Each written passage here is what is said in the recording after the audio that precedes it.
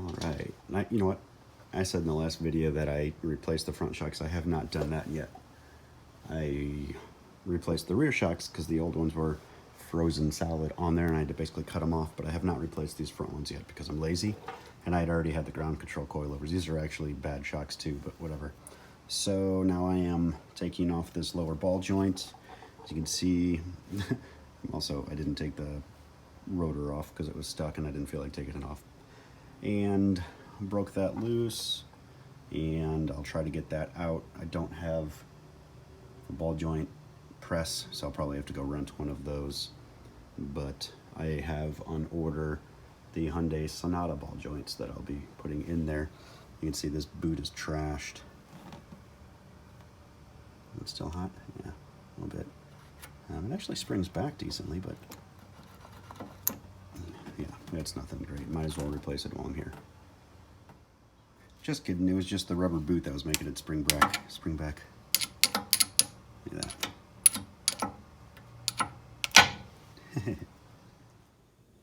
All right, the ball joint is done, obviously. Everything's put back together. That's a ball joint from a Hyundai Sonata. And I also went around to all four corners. I had measured ride height on all four corners and tried to level it out as well as I could. So that'll be a little bit lower. It's an average of like 8, 9, 10 millimeters all around. So it'll be a little bit lower and hopefully a little bit more level. So now on to the steering. All right, working on the steering. I just unbolted the header for clearance down there. You'll see I don't believe I'm going to have to replace or rebuild or whatever the header. I am going to have to modify, I guess, below the collector. I hope that's it, because that would suck. I don't want to do any more exhaust work. But if we go below, you can see it sits, I just have it mocked up, of course, on the jack stands. It's flush again. Let's see, the control arm mounts in relation to the pivot of the steering rack. There-ish is perfect. I'm hoping that the steering arms aren't going to be too wide. I'll cross that bridge when I get there. And then if we look at the rack, whoa, let me get under here. Okay, these are the mounts. You can see that they sit flush this way. The other ones were hanging down really far. So they sit flush with this way. And what I'm going to do is build a sort of triangulate a bracket that goes at an angle here and there. And I'll have it bolt to the subframe. That way, if I need to take this thing out, if those are welded to it, then the steering rack would be stuck in there. So I'll do that on both sides. And then you can see the angle right there of the steering arm. This is the old one that's, oops. But yeah, you can see that's going up. So the exhaust, which was exactly where this thing is going to have to come around this side now. So I think that all the modification to the exhaust will be below the collector though. But that'll be the last thing. The exhaust is the most flexible as far as modifying it. So first things first, I got to get this thing mounted. You got my buddy helping me out. You can say hi. Hi. What up? No? Hi. What up? Hi. Okay. All right, so here's what's gonna happen. I touched on it a little bit earlier, but I cut out just some pieces here that we're gonna be using, but it's gonna be tied into the subframe right there and there. Thank you, buddy. And then another one right there. And then it'll obviously bolt up to this, and I'm gonna have it bolt into the subframe in 2 pieces, and then you'll see how I finish up this bracket to make it stronger. But that's where it's gonna go. All right. So enough time has passed by that I have the brackets complete. So what I did was, like I described, put these two and bolted them together, welded them together, all that kind of jazz. You can see it bolts to the subframe and to the rack there. It mounts it up perfect with the bottom of the oil pan there. And then you can see again the pivot point right there matches the lower control arm. And you can see how perfectly parallel, or close to perfectly parallel those things are. And I, again, am using stock tie rod ends instead of those contraptions that I made before. So I'm modifying the steering arms, which you'll see later. What I also did, this wasn't quite to my liking as far as strength goes. I could have made it stronger. There were ways to do it better.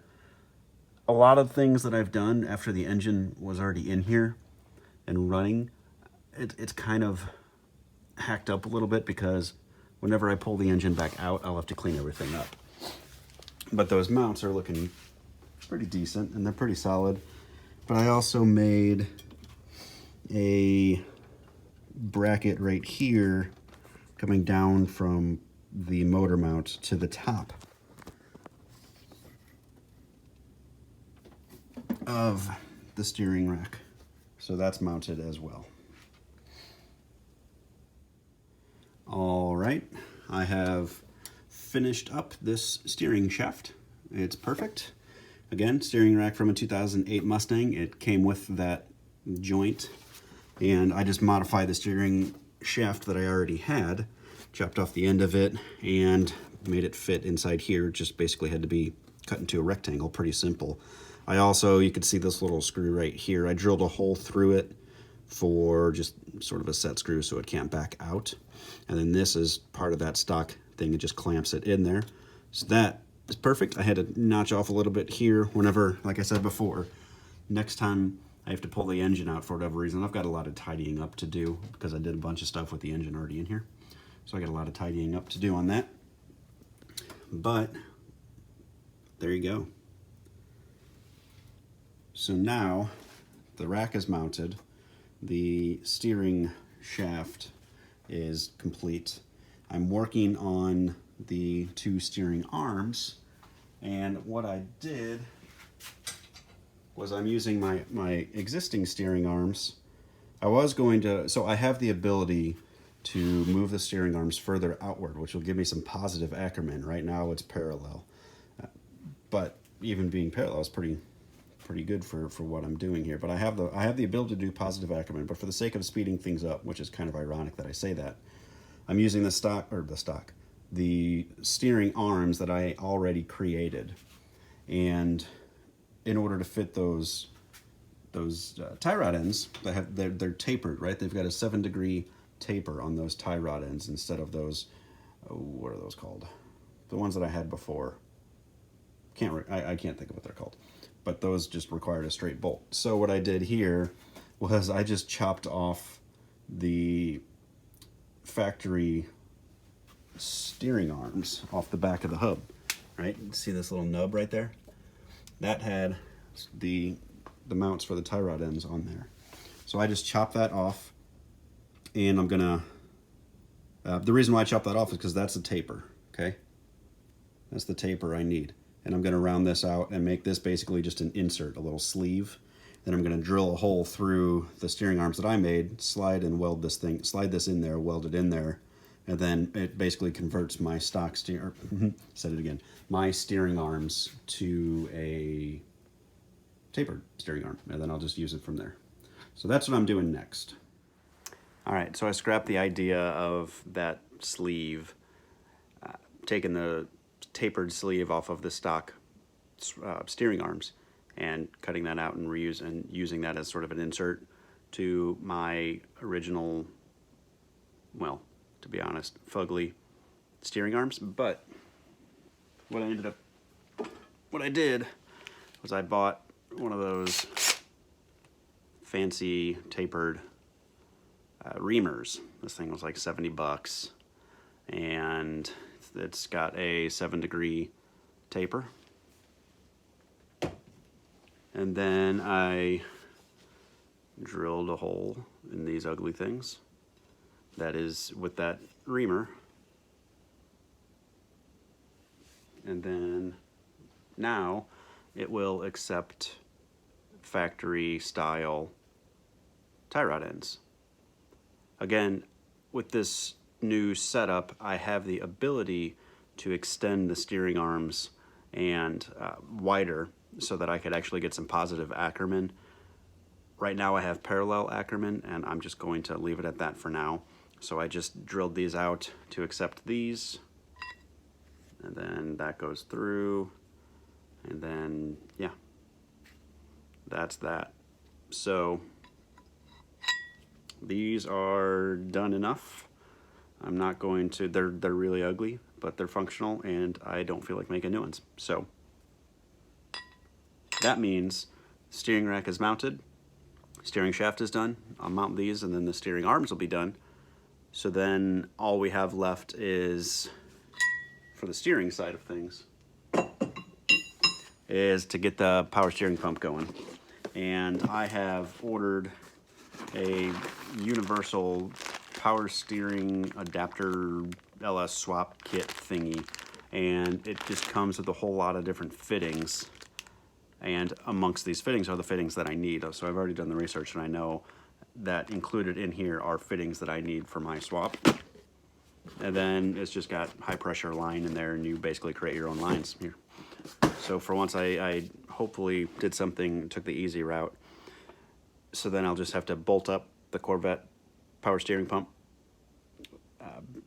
you know, fix up those lines, bolt up the steering arms, and then the steering is done. I'll test it, and it'll probably leak, and then I'll have to fix it, and then it'll probably leak again. But that means that I have a full power steering setup, which is cool. But now the exhaust is needing to be completely redone. Let me show you. Still have that from that short video I made about the crazy leak in one of these things. I'm 99% sure that vacuum leak is coming from this, because this throttle body is an absolute pile of garbage, and I had to do a lot to make it work, including ream out the hole for this thing to fit, and yeah, a bunch of other things. So that, I bet, is not sealing, and I bet that makes it, my tune may be off now. So again, here we are, the steering shaft, all looking pretty there. And then what we have here though is, yeah, so here's the exhaust. Fantastic flux core welded exhaust. Let me just show you. Yeah. That's gonna be interesting. So what I'm gonna do, I think, is chop it off here-ish. I don't know. I might chop it off here and then try to go from the backside. Yeah, earmuffs. Try to go from the exhaust side back up and sort of build it that way. I don't know. But that's going to be the next headache once I get this all figured out. And I just need to do the ball joint on this side as well. Before I get into the power steering lines and then the dreadful exhaust modifications, I'm going to go ahead and get this ball joint replaced. There we go. And for those of you curious, again, that's a Hyundai Sonata ball joint, and it works perfectly. I don't remember the years, 95 through 98 or something bizarre like that. There we go. And I'll just put the snap ring on and the boot, and we're good to go. And there you go, sitting all pretty. And now that's on, that's on, and then this, and then finally this. Steering arms, see, bolted up there. And then, so this is full left.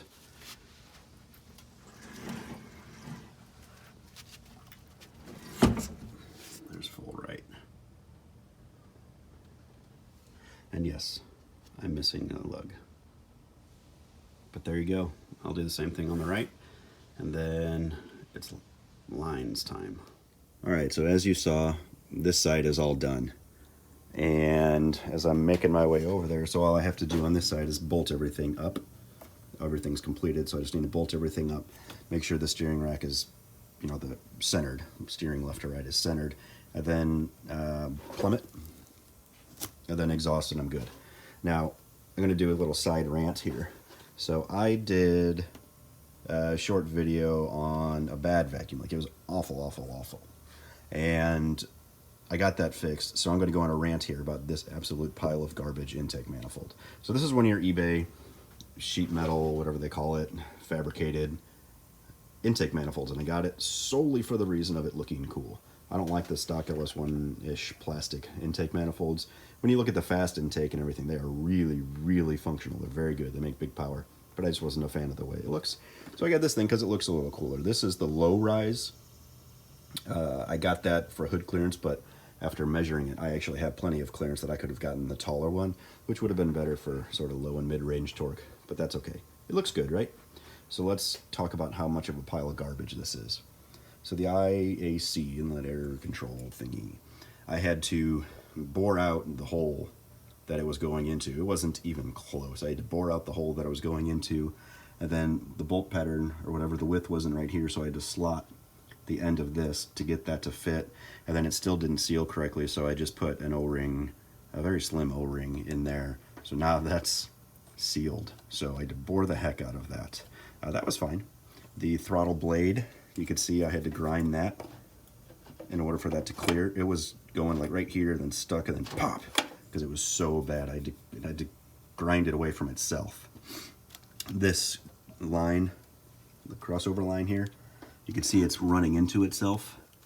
It's stretched like crazy. It even pulled the fuel rails in a little bit. The throttle body, I've seen some of these that come with a spacer, but why would it require a spacer? And let me show you why. So I guess also this thing was just pointing straight up, and that was just kind of dumb and ugly. So I pointed that down. A little leak was coming from there. That was my bad. I had to seal that. It did not come with a throttle linkage thingy bracket.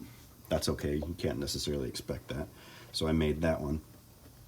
This is hilarious. So this throttle arm blade thingy was up to about right here. It was about, you know, it rounded all the way up into here, and when you want to give it throttle, you'd go about that far, and it would literally run into itself. It would hit the intake manifold, right?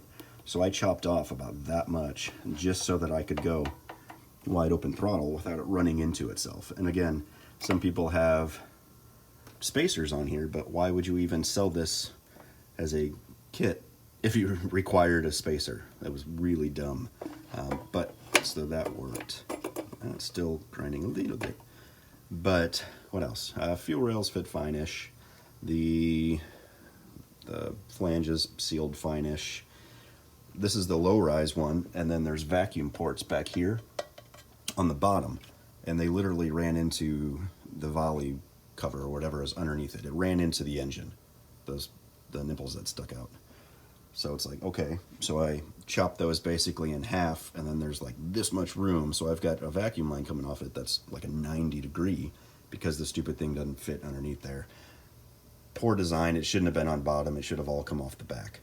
Speaking of the back, the map sensor back there, it didn't fit at all either, and bracketry was all weird. I had to make a bracket and modify some stuff on the intake manifold in order to bolt up a factory map sensor. I think there's something else coming off the back that was actually functional, so that's weird. So the one thing that I bought for my car that was supposed to be a simple 15-minute bolt-on affair had to be modified like crazy still. You know, the one thing I didn't create myself, I had to get the grinder out and cut and grind and do everything just to get it to fit. I do not recommend getting this if you're thinking about it. Looks cool, might be decent after I did all this stuff and it runs, but it's really annoying. Hopefully in the future, if I keep this engine, I'll do a positive displacement blower and get rid of that anyway. So, okay, rant over. Next, I'm going to bolt that up and then get into plumbing. Literally everything's a pain in the butt. It took me a while, but obviously wheels and everything, steering arms, all that are all bolted up. Everything's good. And then I've got the steering wheel. It took me forever, but I got the steering wheel straight. And yeah, all right. everything with the steering is done. All I got to do is the pump and the lines. These are pretty cool little fittings. The Mustang, or I guess Fords, have some funky thing where they have a plate that holds these things that push in. So I got some, I don't know, pretty dope fittings. And let's hope that they seal. All right, so I'm gonna go ahead and end the video here, show you where I'm at. It's just, I mean, it's basically done. So I've got those fittings with AN fittings coming off of that. You can see the two. It's just the pressure and the return. I've got the power steering pump right there. And then this goes right there. It's just the reservoir. And then the return goes from the power steering rack, one of those fittings, up to this. That's low pressure. And then from there, you could see the pressure line coming off right there.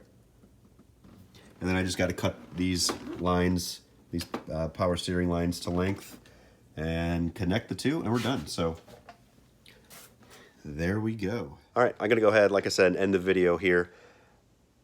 Next video, I will finish those lines. That's only a little bit of work. And then I'm going to finish the exhaust. That header piece right here is nailing the new steering setup. So I'll modify the header, and then the clunking underneath, I'll try to get rid of that, and I'll bleed the clutch, put things together and drive it and hope that it's 20 times better. So that's where I'm at.